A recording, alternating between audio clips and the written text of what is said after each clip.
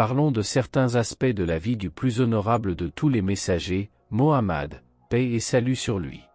Pourquoi est-il considéré comme le plus élevé parmi ceux envoyés par Allah? Parce qu'Allah, glorifié et exalté, l'a désigné ainsi.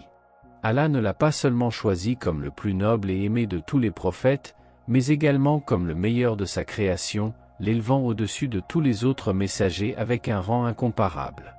Allah, exalté soit-il, a sélectionné 5 de ses messagers pour leur accorder une position spéciale. Dans le Coran, Allah nous informe que certains messagers ont été élevés en rang par rapport à d'autres, nous rappelant qu'ils n'étaient pas tous au même niveau.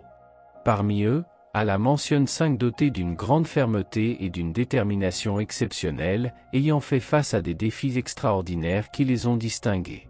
Par exemple, le prophète Ibrahim, paix et salut soit sur lui, a enduré d'immenses épreuves dans sa foi et sa confiance en Allah. De même, le prophète Mohammed, paix et salut soit sur lui, a été soumis à des épreuves d'une ampleur considérable. Nous devons toujours nous rappeler que, bien qu'Allah l'aimait profondément, sa vie a été marquée par des difficultés. Si Allah l'avait voulu, il aurait pu lui accorder une vie remplie de luxe et de confort. Cependant, dans sa sagesse infinie, Allah a choisi de montrer au monde que l'amour divin ne se mesure pas à l'aisance matérielle, mais par la satisfaction et la paix qui résident dans le cœur. Ceux qu'Allah aime le plus ne sont pas toujours entourés de richesses, mais possèdent des cœurs remplis de foi et de gratitude. Dans la sourate Al-Furqan, Allah dit « Béni soit celui qui, s'il l'avait voulu, aurait pu vous faire des jardins sous lesquels coulent des rivières et des palais. » Malgré cette possibilité, cela ne s'est pas produit car beaucoup ont nié la vérité et rejeté le message. Ce passage nous rappelle que, bien que les progrès et les conforts que nous voyons aujourd'hui auraient pu être accessibles dans le passé, Allah les a réservés pour une autre époque.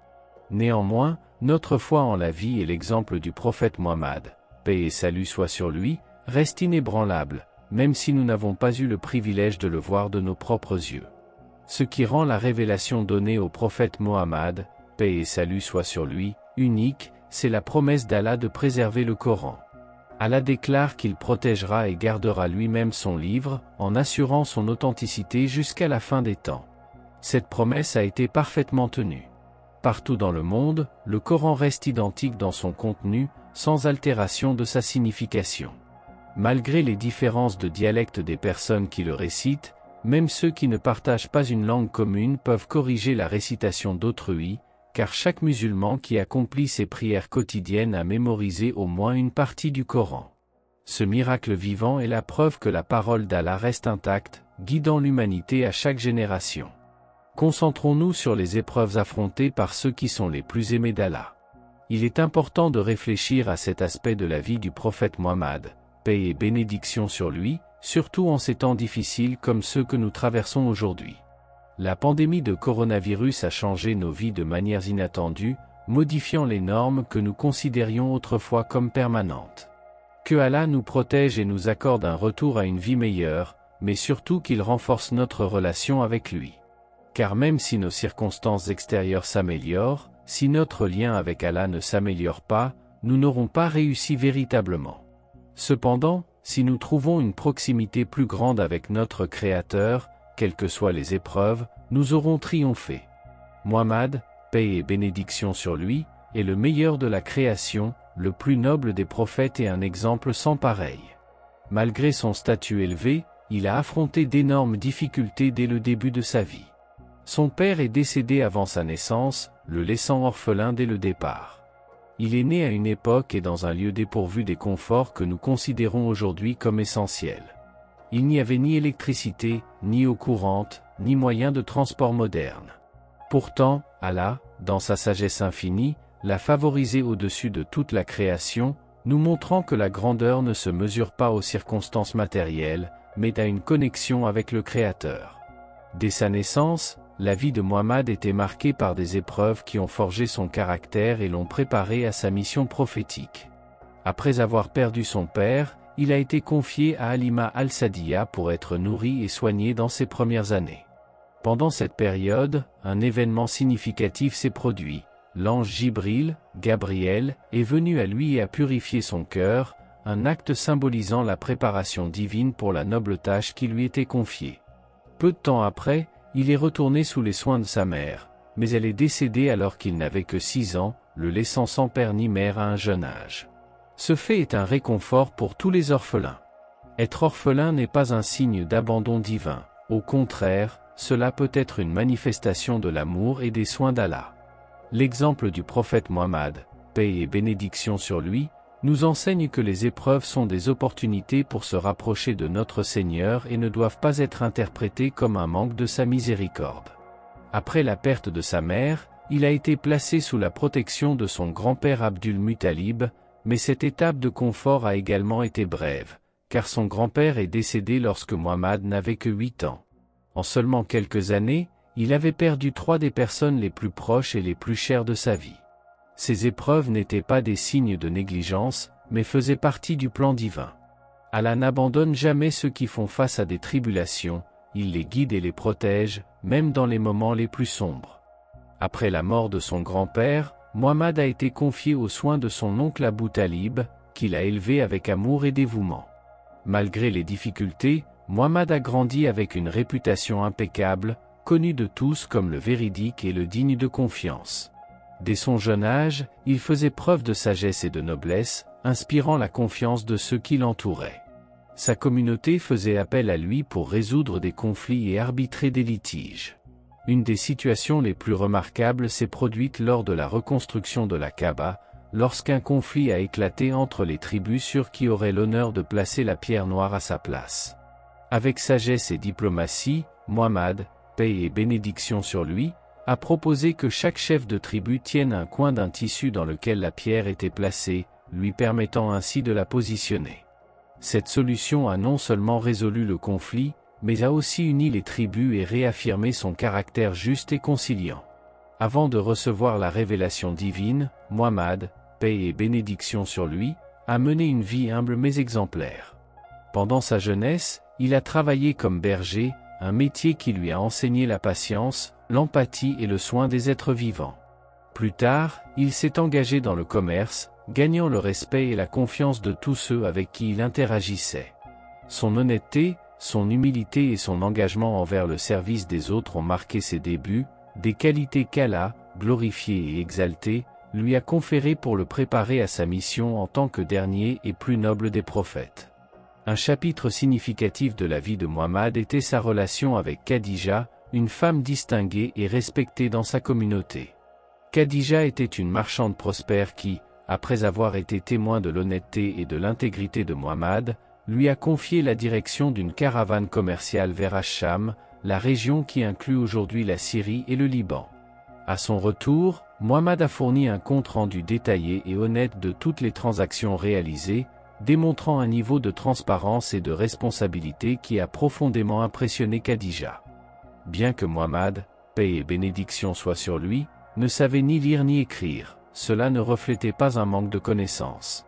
Au contraire, Allah, exalté soit-il, l'a délibérément choisi comme récipient de son message pour mettre en évidence sa sagesse innée et son aptitude à transmettre la révélation. Dans le Coran, Allah mentionne que cette condition empêchait les mécréants de l'accuser de copier des textes d'autres sources, prouvant que tout ce qu'il recevait venait directement d'Allah. Ainsi, son incapacité à lire et à écrire faisait partie du plan divin, soulignant que la véritable connaissance ne provient pas seulement des livres, mais de la guidance d'Allah.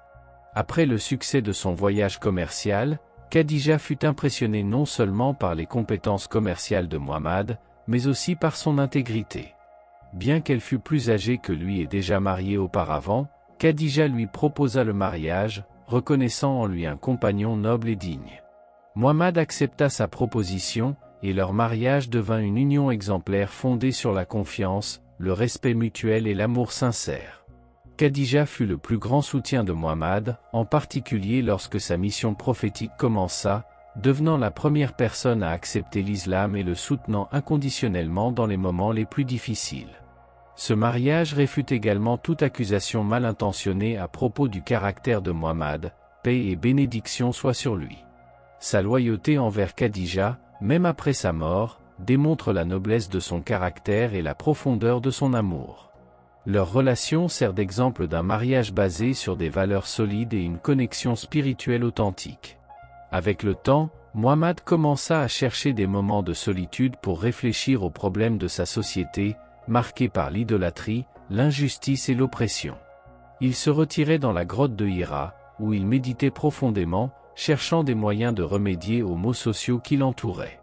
Lors d'une de ses réflexions, l'ange Jibril, Gabriel, lui apparut avec les premiers mots de la révélation divine, « Récite, au nom de ton Seigneur qui a créé l'homme d'une adhérence ». Ces mots marquent le début de sa mission prophétique, une responsabilité qu'il assuma avec dévouement, patience et une foi inébranlable, guidant l'humanité sur le chemin de la vérité et de la justice. Ce premier verset de la Révélation, rempli de profondeur et de sagesse, souligne une vérité essentielle, avec l'aide d'Allah, rien n'est impossible. Cela marqua le début de la révélation et la désignation de Muhammad comme prophète, paix et bénédiction soient sur lui. Cependant, la mission d'avertir son peuple ne commença pas immédiatement. Muhammad, submergé par l'ampleur de l'expérience, chercha réconfort auprès de son épouse Khadija, qui le rassura avec des mots d'amour et de soutien. Elle lui rappela son noble caractère, l'assurant qu'Allah ne l'abandonnerait jamais à cause de sa bonté et de son honnêteté. Dans son trouble, Khadija l'emmena consulter son cousin Waraka ibn Nawfal, un érudit versé dans les écritures antérieures. Waraka reconnut immédiatement que Muhammad avait été choisi par Allah comme prophète et l'assura que le message qu'il avait reçu était authentique. Il exprima également le souhait de vivre assez longtemps pour être témoin de sa mission, promettant de le soutenir. Ce moment marqua le début d'un voyage qui allait transformer l'histoire de l'humanité. Avec le temps, Muhammad reçut le commandement divin de transmettre le message et d'avertir son peuple des conséquences de leurs actions. Ce fut alors que les gens commencèrent à se diviser. Certains acceptèrent son appel, comme Ali bin Abi Talib, tandis que d'autres le rejetèrent avec virulence. Ali, qui avait grandi sous la protection de Muhammad en raison des difficultés économiques de son père Abu Talib, fut l'un des premiers à embrasser l'islam, même enfant. Parmi les hommes, Abu Bakr fut le premier à accepter l'islam, tandis que parmi les femmes, Khadija, qu'Allah soit satisfait d'elle, fut la première croyante. Abu Bakr, à son tour, utilisa son influence pour inviter plusieurs de ses amis à l'islam, y compris des compagnons qui furent promis au paradis, connus sous le nom d'Al-Ashara al-Mubashirin. La jeunesse de Muhammad, paix et bénédiction soient sur lui, fut marquée par des défis qui forgèrent son caractère. À l'âge de 8 ans, il fut pris en charge par son grand-père Abdul Muttalib après avoir perdu ses parents. Cependant, peu de temps après, son grand-père décéda également, et son oncle Abu Talib prit la responsabilité de l'élever. Bien qu'Abu Talib s'occupât de lui avec dévouement, il faisait face à de graves difficultés économiques. Pour alléger le fardeau familial, certains de ses enfants furent envoyés vivre chez d'autres parents. Muhammad, paix et bénédiction soient sur lui, se proposa de s'occuper d'Ali, le fils d'Abu Talib, dans son foyer. Ali grandit entouré de l'amour et des conseils du prophète, et lorsque le moment de la prophétie arriva, il fut le premier parmi les enfants à accepter l'islam. Cet acte de protection envers Ali reflétait le cœur généreux et le caractère compatissant de Muhammad, un exemple qui brilla tout au long de sa vie. De cette étape de la vie du prophète, nous apprenons une leçon cruciale: nos amitiés et nos cercles sociaux ont un impact profond sur qui nous sommes. Abu Bakr, en tant qu'ami proche du prophète, joua un rôle vital dans la diffusion du message de l'islam, amenant de nombreux croyants sur le droit chemin. Son influence positive met en lumière l'importance de s'entourer de personnes qui favorisent la bonté et la droiture. En même temps, l'histoire montre comment d'autres rejetèrent le message de Muhammad, le niant et l'accusant injustement de rechercher le pouvoir ou la richesse matérielle. Cette dualité nous rappelle que, même lorsque nous faisons face au rejet ou à l'adversité, nous devons rester fermes dans la vérité et nous entourer de ceux qui renforcent notre foi. La vie de Muhammad, paix et bénédiction soient sur lui, nous enseigne qu'avec patience, foi et détermination, même les plus grands défis peuvent être surmontés, et les cœurs sincères trouveront le chemin de la vérité. Ces accusations auxquelles sont souvent confrontés ceux qui s'efforcent de rester fermes dans leur foi ne sont pas nouvelles. Si vous êtes un jour sujet à des critiques ou accusations infondées, rappelez-vous que le prophète Muhammad, paix et bénédiction soient sur lui, a fait face aux mêmes épreuves. Ce fait ne doit pas vous décourager, mais vous renforcer, car si ces accusations sont infondées, elles peuvent être un signe de l'amour d'Allah pour vous.